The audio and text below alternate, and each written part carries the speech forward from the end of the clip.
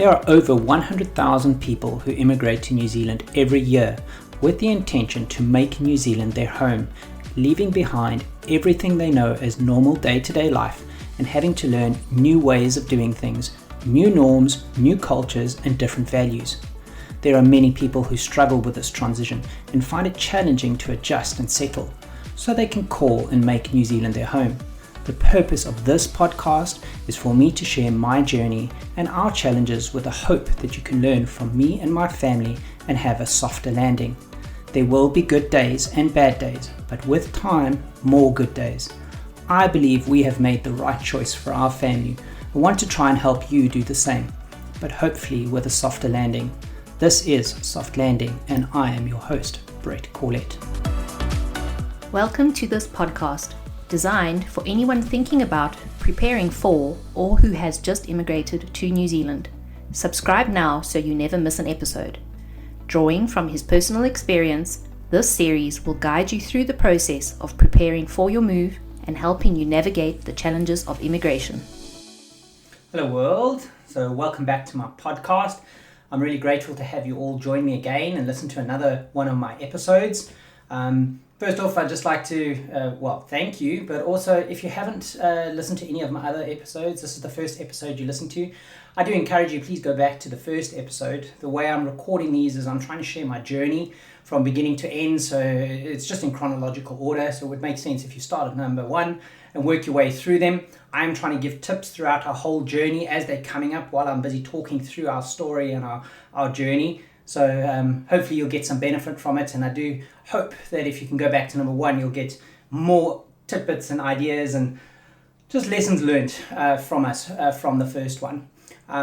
So today we're sitting here post another cyclone. I know it's 2 years on, and in my first few episodes I was explaining that we went through Cyclone Gabriella when we arrived. So now 2 years on, we've actually just been hit by another cyclone. This one was Cyclone Tam. Luckily not as bad. I don't think it actually got on land, but it did still cause bad weather. And even out yesterday while we were out shopping, again, one of those things that I'm not used to, we had those alerts going off on all your cell phones. It's like what you see in the movies, where you see those warning alerts going off on everybody's cell phone in the shop. It's a little bit eerie, but this was just a weather warning and everything like that, just reminding us that there's going to be high rains, high storms, potential flooding, whatever else. So just reminding you that, hey, if you can, rather stay at home, be careful of hail, stuff like that. So I guess it's the positive, you actually get the warnings. You will get a lot of people here that will complain about the warnings and say it was premature and unneeded and causing panic. Then you'll get others that are grateful. So you're always going to have people sitting on both sides of the fence. I don't think government will ever win. But anyway, that was just a little bit of where we are today. And it's Easter. Yes, so we had the Easter Bunny visit this morning, and he left us a lot of chocolate Easter eggs. So the kids have had a Easter egg hunt. Easter egg hunt had to happen indoors this Easter because of the really wet weather outside. So the Easter Bunny knew to rather put everything inside. So we woke up early to hunting for Easter eggs and having a lot of chocolate. So that's kind of where we are today. But getting back to my podcast, what I wanted to share with you guys is I wanted to pick up on our journey from where in my last podcast I told you we had just moved up into our first rental post staying in the hotel and the Airbnb, and we'd moved up onto the North Shore. So, moving up onto the North Shore into the rental, it was a rental it wasn't exactly perfect. It wasn't the exact rental that we wanted, but beggars couldn't be choosers post all the floods and the cyclone that we had back 2 years ago. There wasn't a lot going, couldn't be too picky, and it was just nice to actually be in a rental, specifically because we've been burning a lot of money in the Airbnb and the hotel, so it was good to be into the rental.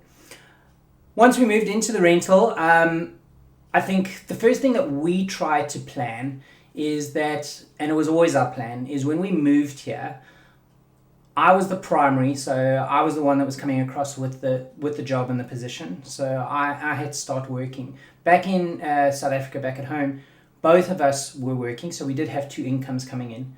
But we opted that when we moved across, that it would be better for my wife not to start working straight away. We thought we needed somebody specifically because it's also a new country, new way of doing things, and there were so many other things that you have to consider that takes up a lot of time, like getting the kids into school, getting to know your area, getting them used to the, normal doctor's visits, and just getting into the new way of life. So we weren't going to rush into my wife finding a job straight away. Our original plan was that she wasn't going to work for the first 6 months. How it actually panned out is that she didn't work for the first 12 months of being here. For the first year, she just spent her time trying to settle the family, make a home. Obviously, this is also dependent on your budget and how much you're earning. Okay, don't fool yourself. Moving to New Zealand, it's expensive. The cost of living here it's not cheap. It's a beautiful place to live. It's beautiful for families. It's amazing beauty, the actual nature and everything like that. Where we come from, there was a lot of violent crime and everything like that, so we don't have that. So there's a lot of beauty and reasons why we're here. But don't fool yourself that it's cheap. It's by no means cheap. You are an island literally on the other end of the world, so they do have to import a lot of stuff. And for a number of other reasons, things are expensive. What I will do eventually is I will share a podcast where I go into a little bit more detail around how much it actually costs to live in New Zealand for a family of 4. I'll talk through not only the cost of living for a family of 4 straight off the bat, i.e. when we just got here for the first 6 to 12 months just living off one salary, but I'll also talk through how once my wife started working in the second year, what we added on from the second year when we had 2 salaries. I'll talk through some other tidbits around what you pay weekly, what you pay fortnightly, what you pay monthly, having a salary that comes in monthly versus a salary that comes in fortnightly or weekly, a whole lot of things, but that'll be a more specific podcast that I share. But I'll get into that at a later stage. But getting back to where we were, we've just moved into this rental now, and I'm working and my wife is at home with the kids. Where we moved into in the rental, probably I started traveling into the CBD using public transport, using the buses. It was probably taking me around about 40 minutes or so to travel by bus into CBD in the mornings. And then in the afternoons coming back, it's taking a little bit longer, just under an hour to get back home. That was with me taking connecting buses on the way home. So there would be one bus that you take from the main bus station into town and back, but there was a connecting bus from the bus station back to home. So that I don't believe the travel time was so bad, but I guess it's all relative to what you're used to. So we were happy with that. What it enabled was that my wife could be at home with the kids having a car. And what was important is she needed the car so that she could get around, not only to do stuff for the kids, but we had to now kit out of home and start getting it to get all the stuff that we didn't have. The way we opted to do things is we did get a container, which we'd be waiting for, which takes about 4 or 5 months to get into country. Was that we didn't bring across the major furniture like dining room furniture or lounge suites. We didn't bring that across. So that is stuff that we opted that we were going to buy when we got here. So that was now one of the missions my wife was going to be on, was to start furnishing the home. So she would spend a lot of time during the week either online looking for stuff or going to get to know shops in the area and starting to order that sort of stuff and get it delivered to the home. A big thing for us was what we were trying to decide now was we'd had a few days to stay in this new rental, and what my wife and I were discussing was, is it actually the area we wanted to be in?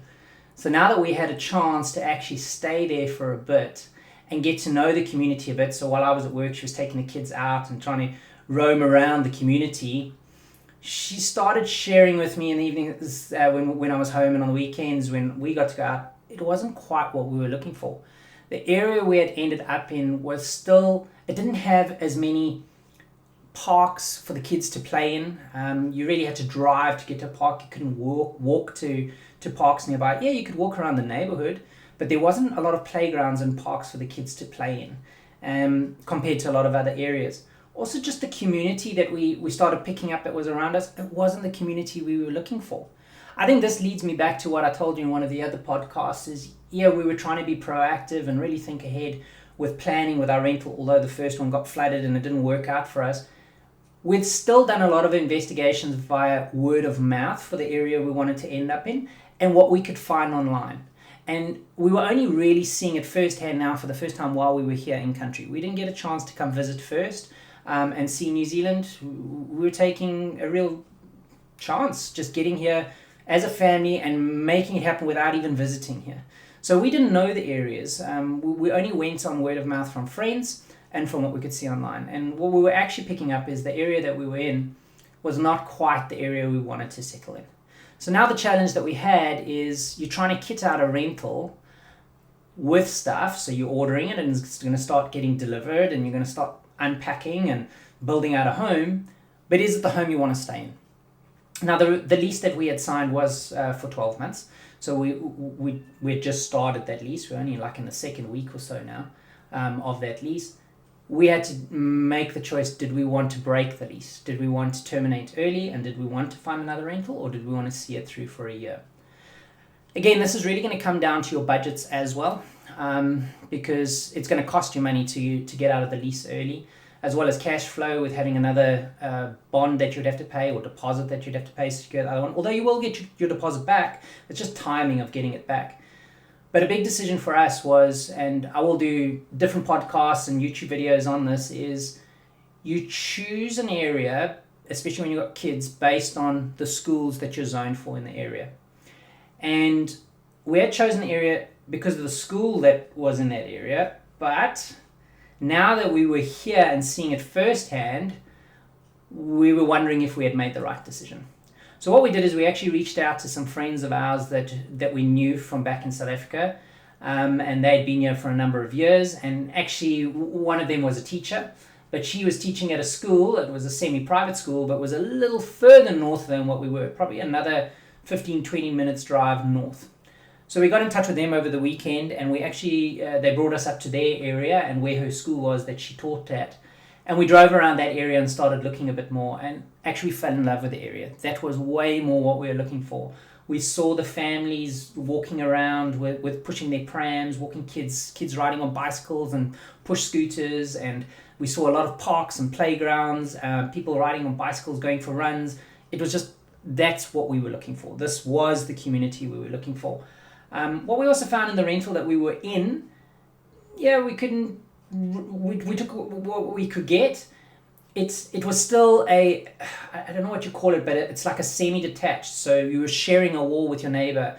We were always used to having freestanding. Again, this also depends on your budget. It's sounding like we're being really spoilt here with choice, but we were really hoping to get something that's a freestanding home, a bungalow, or a two-story property, but something that we didn't share a wall with your neighbor. So this one that we had, it did, and it wasn't ideal for us. It also didn't have a lot of space or for a garden. So ideal, and you one of the things we laughed about with being in New Zealand is it looked like the typical Kiwi family was a family that always had a trampoline in the garden. That was like the in thing, is to have a trampoline. And this property had no space for a trampoline, and not that we were going to buy that straight off the bat, but we did have a trampoline for the kids back in South Africa, so it was something that we would have loved to have. So we wanted more of a garden. Also, we like to have barbecues outside, or braais, so we wanted space to actually sit outside. The rental that we had settled or got into didn't have that, so it wasn't ideal for us. So anyway, long story short, my wife and I decided we're actually going to break the lease. So we got in contact with before we got in contact with the agent to break the lease, we'd obviously just made the decision that was the route we were going to go. We needed to find another property. But at least we knew the area we wanted to be in now by traveling up to the area with the help of our friends, looking around, seeing the schools that we actually really like and would love to get our kids into. So now we knew the area. So we had to start looking around for a rental now. So what we did is we got onto the real estate website, starting looking at the rentals that were available and starting to apply for those. I will do a separate podcast on how to secure your rental in New Zealand. It is a process. It is very different to what we used to back home. But I think with my wife's help and the way she's done it, she's worked out a process and got templates and everything that it really worked well for us. The way she's put it together. We have now, I think we're in our 1, 2, 3, 4, I think we're in our 4th or 5th rental. I know it sounds a lot in 2 years, but we'll talk through that throughout the journey and the podcast. But every single rental that she has applied for, we have been blessed and lucky enough to be able to secure. So there's got to be something in the way that my wife is doing it. So I definitely want to share that in one of the podcasts, but it'll be a separate podcast just on the rental process. What I will also start doing is I have started a YouTube channel that's at Soft Landing NZ on YouTube. So if you want to subscribe, please do and follow me there. But I'm going to start creating videos of tutorials of specific stuff that I think is very beneficial, but you would want to visually see us work through it, like the rental process, so we can show you the websites that we were looking on for the rentals, how we worked out the costing for those rentals, the CV that she wrote up, how we got the animals approved. We got 2 cats approved to also come across to be included in the rental agreement, and just sharing all that information. I think it'll be good to do it on a video channel, not just with talking it through. That's it. I will do a podcast, but I think the more detailed version will be on the YouTube channel. So if you want to find that there, I will start loading up information onto that YouTube channel. But getting back to where we were at, we had decided we wanted to get out of this lease for the rental we were in, and we wanted to find a new rental in the area that we had just been to, which is a little bit more north, which was another 15 minutes north. So we started looking around. My wife did find a place. We did go look at it on the weekend, and within a week of her applying, we had been successful and chosen for the rental. What this did mean for us, though, it comes back to your budget and your cash flow, because now the rental that we were in, they had the deposit, which is usually equivalent to about 4 weeks worth of your rental. They had that. We will get that back, but to secure the next rental that we were going to move into, they want 4 weeks deposit, and sometimes even 2 to 4 weeks of your rental on top of that up front. So you have to have extra cash available to do that. So we were lucky with our budget that we had worked that in, meaning the cash flow. We had the cash and funds available, so we could move it back and forth. So what we were able to do was secure this new rental with a deposit and the 4 weeks up front while we waited for the other rentals deposit to be returned to us.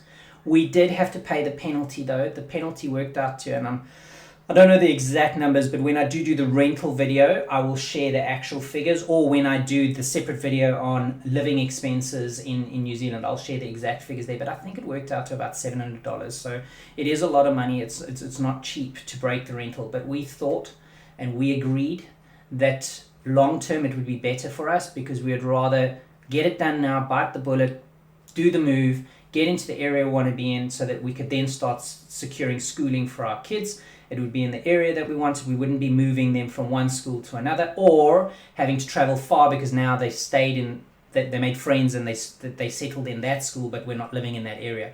Not to mention, you probably wouldn't, it would be a whole thing with zoning and schools and everything. So we opted, pay the $700, get out of the lease, let's get into the area we wanted to get into. Got that other rental secured, so we knew we could move into that rental.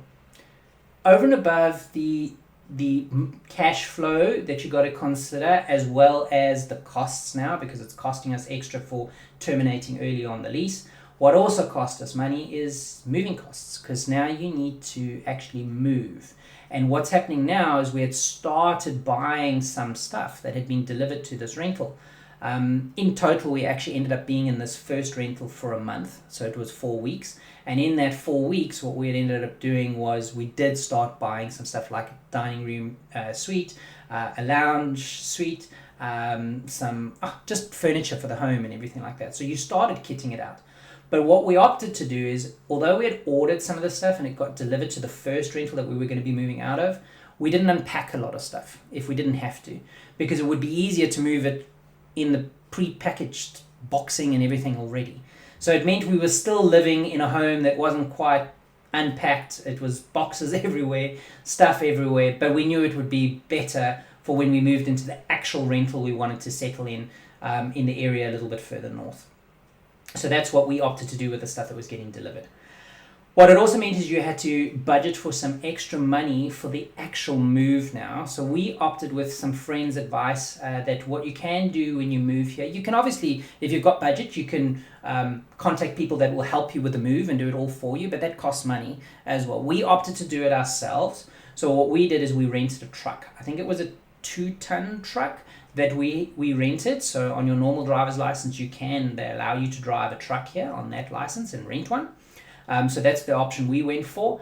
And then we reached out to some friends that I actually went to school with many years ago that have been here for a good number of years. And although he was like, half an hour from the area we're in, he said to me that he would actually help with the move as well.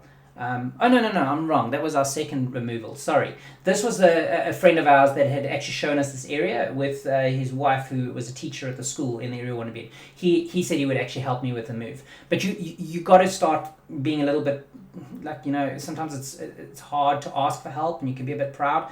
You actually just got to put your pride in your pocket and realize you need to ask for help. And we took whatever help we could get, and they offered to help us move. What you really need to help with is the bigger stuff. I couldn't get my wife to carry the beds and all the bigger furniture and boxing and everything and put that in the truck and then offload it on the other end. So that's all I really need help with.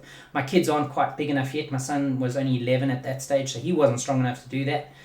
So that's why I just needed some muscle to help me pick up some bigger furniture and get it moved. So then we arranged the actual move with the truck.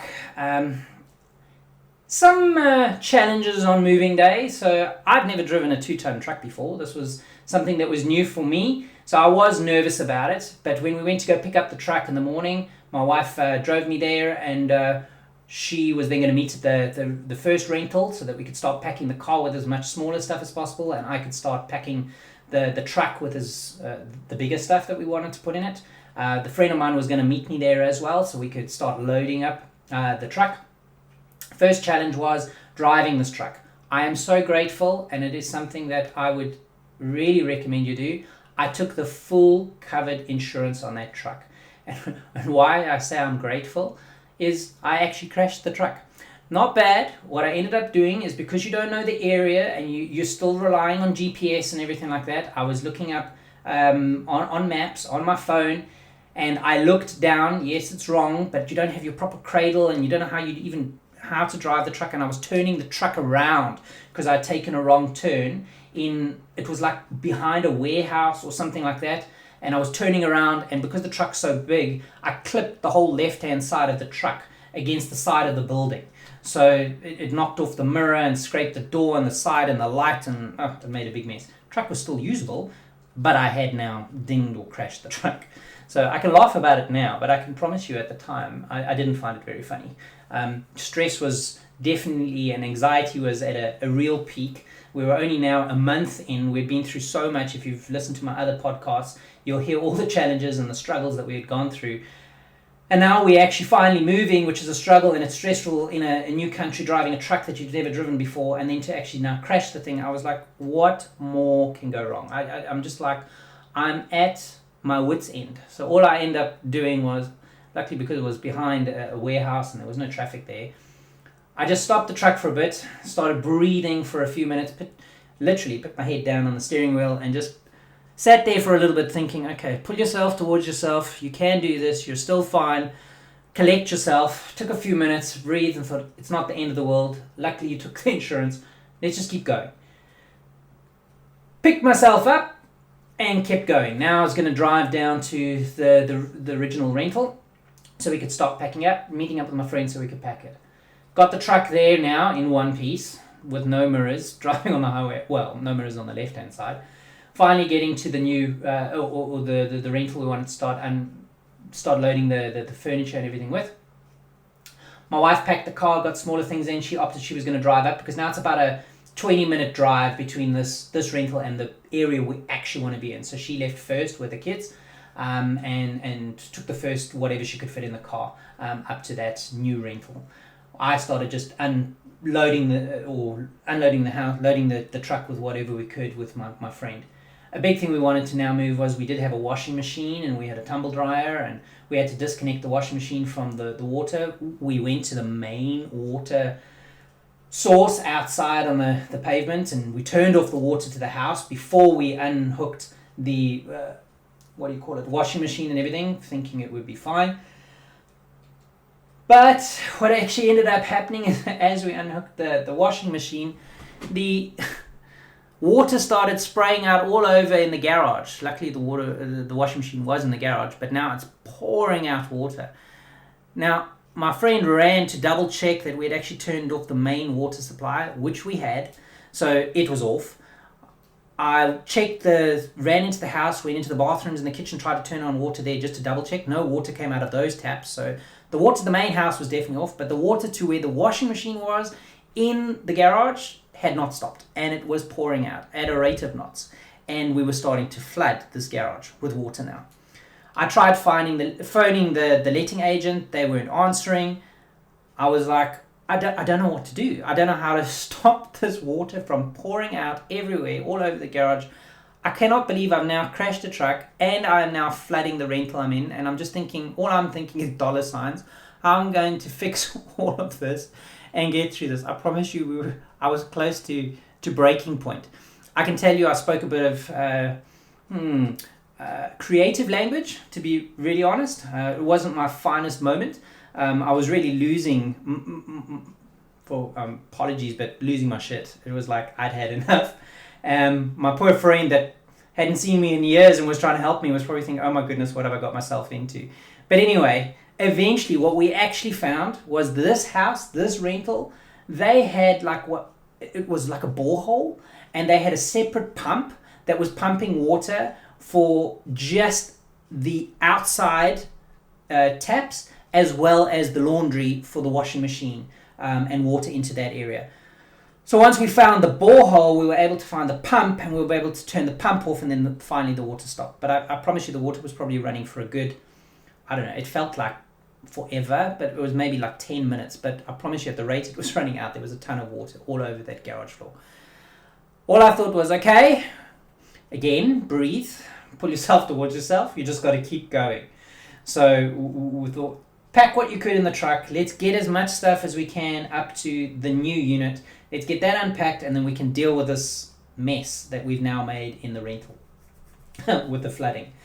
So the rest of the day we just spent going back and forth with as many trips as we had to try and get all the stuff out of the first rental into the new rental, so we could start moving into that rental.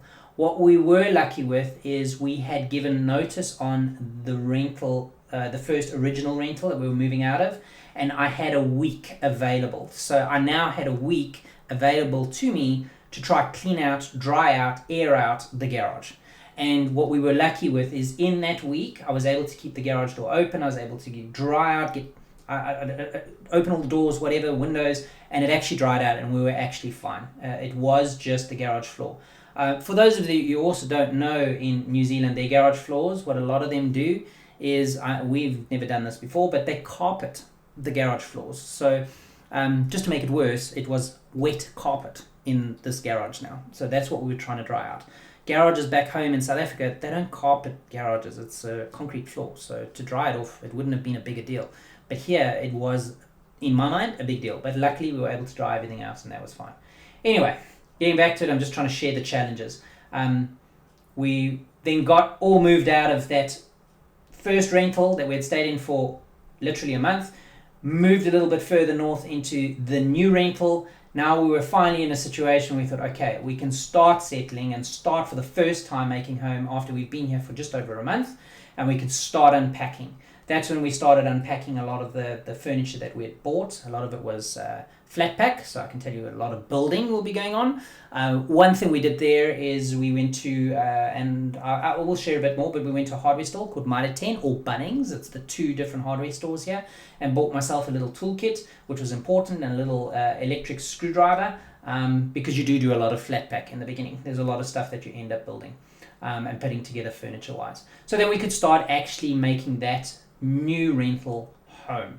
And we could hand over the keys at the old one, which was a week later. So after drying out the garage and everything, we were a week later able to hand over to the letting agent, and everything was fine there. We did get our deposit back, which then it cancelled out our cash flow, because we had taken and put a deposit on the new rental, and we could offset the deposit that we got back. So we were back into a balanced situation. What we did is we ended up using a credit card from South Africa. That's where we had a little bit of extra buffer cash flow.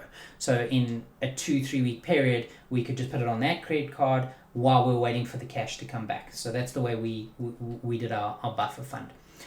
Anyway, we finally got into this new rental. We could finally start calling it home and start finally settling and making it home, which meant that my wife could now start looking at schooling in the area and getting the kids into school. On the schooling, although I'll do a different podcast, one thing we didn't rush into is my son at that stage was 11. We were not in a rush to get him into school, and we don't regret that. We weren't trying to get him into school within the first couple of weeks, month, whatever. I think, and I'll double check it with my wife timing wise when I do the podcast on schooling. I think for the first 3 months, we didn't put my son in school. So for his first 3 months here, it was just spending time with my wife at home, spending a lot of time going to beaches, going to walks, getting to know your new country, your new home, and just settling him.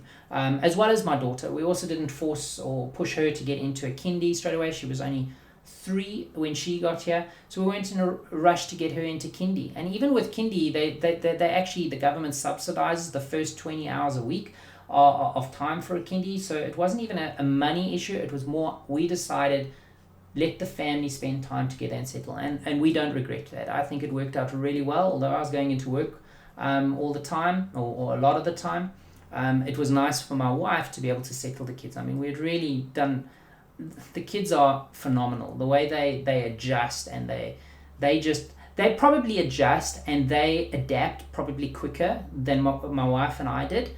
But I do think by not forcing them into school straight away and rather delaying it, because we had the luxury to be able to do that because my wife was at home. I guess if you're both working, it would be a totally different scenario for you. But in our scenario, that worked well. And it's something I'm glad we didn't rush into. So my wife could get a little bit of time to now start getting the kids registered at the relevant schools and get them into the school at whichever date we were planning on getting them into school. One of the things that it also does, it gives you a little bit of time to budget and put a little bit of money aside every month, because you do need to buy uniforms and stationery, and there's donations. So on the schooling podcast, I'll go into more detail, but there are costs associated with getting your child into school. Even if it is a public school, there are some costs that you got to look at. A semi-private or private school, now that's a totally different ball game. That is even more costs that you got to look at, and again, that'll come down to your budgeting and how much you can afford and what's important to you. But I'll go into schooling a lot more on another podcast. So my wife could start doing the schooling thing. What she could also start doing is now she could start registering us with a doctor, because you register with the doctors in the area. I'll probably talk through a little bit more with doctors and medical and everything here. I'll do a separate podcast on that as well. I can talk through with my journey, and if you heard my intro and talking about myself, I did have cancer, and I was able to still get into the country, get visas, get to the point where we're actually residents now and everything, even although I had a pre-existing condition like cancer. So it is possible. There are conditions to it, and obviously you've got to work through an immigration agent or through Immigration New Zealand, because there are a few more loopholes you have to jump through. But what I would like to share is not the visa side and everything for the immigration when you've got a disease like cancer, but just how it worked here. And I can compare the different tests I had to go through, the different doctors. The process here is a little bit more, it's different to what I was used to back home in South Africa, but it is doable, and I still got the treatment that I needed and everything here. So I'll talk through that in a separate podcast as well. But getting back to where we were, this gave my wife the opportunity to start registering us with doctors, getting the kids registered with schools. I was now starting to get into a little bit more of a groove with, the extra travel with the buses. So I was taking a connecting bus to get to the bus station here. Probably instead of taking me 45 minutes to get into CBD now, it was probably taking me an hour and 10 minutes to get into CBD, and probably on the way back it took a little bit longer, would take about an hour and 20 minutes. Big thing with your buses though is you've got to time them right, so the AT app was very important, and trying to check the times, because if you miss your connecting bus, you could sometimes wait up to 20 minutes and then your commute home could be even longer. But we were at a stage now where we finally had home. We were unpacking, we were starting to feel like we we can actually make this work for the first time, and feeling like a family. My wife was starting to go out with the kids. We were starting to go for walks in the evening. There was parks that we could play at. So now we were really starting to feel like, this is why we did this. This is why we came here. So for the first time, we're starting to feel like we could actually settle. So I think that's where I'm going to leave it today. So that's where we got to with the journey, and we got to with our first rental. I'll probably pick it up on the next podcast, tell you a little bit more around when our container arrived. I can tell you a little bit more around why we had to move rentals again, and what the challenges are around that, and potentially some other more specific podcasts. But I'll share those at a later stage. For now, I just really wanted to thank you for taking the time to listen to me. I really hope this is adding value, and that just listening to me talk, hopefully there's some things that you're taking from it that you can learn from us and do better. I think the big thing that I keep trying to drive home is that budgeting, cash flow, it's huge. Planning, huge. Grit, like I spoke about on the last one, you just really got to be there for each other. You don't have that support structure. Some people are lucky, they do have friends and family here. What a blessing. But there's those of us that don't. You can do it. Just keep relying on each other, having each other's back, never giving up, and keep going for it. You can make this work. Even although we've gone through so much, we're still so grateful and so blessed to be here. I hope I'm adding value for you guys. If I am, please follow my podcast on whatever platform you use to listen to it. Give me comments, likes, please. It really helps me. It motivates me to keep going. I have read some comments on some of them already, and I'm so grateful. Thank you guys, just giving me a thumbs up and telling me to keep going. Also, if there's any particular topics you want me to talk on, tell me in the comments so I can make sure I don't miss out, and I do some podcasts, potentially some YouTube videos on whatever it is that would help you and information that you're looking for. So please share that. And maybe go to my YouTube channel. Go to @softlandingnz on YouTube. Subscribe and follow me on YouTube. You'll see that's where all my podcasts are going to be. All my content and all my videos are going to be there. All my tutorials, all the information I'm going to share, I'm going to start putting onto that platform. So till next time, just thank you guys for listening. I'm really humbled to know that so many people have already started listening. And really grateful. So thank you guys. You must all keep safe, and we'll catch up again on my next episode. Cheers.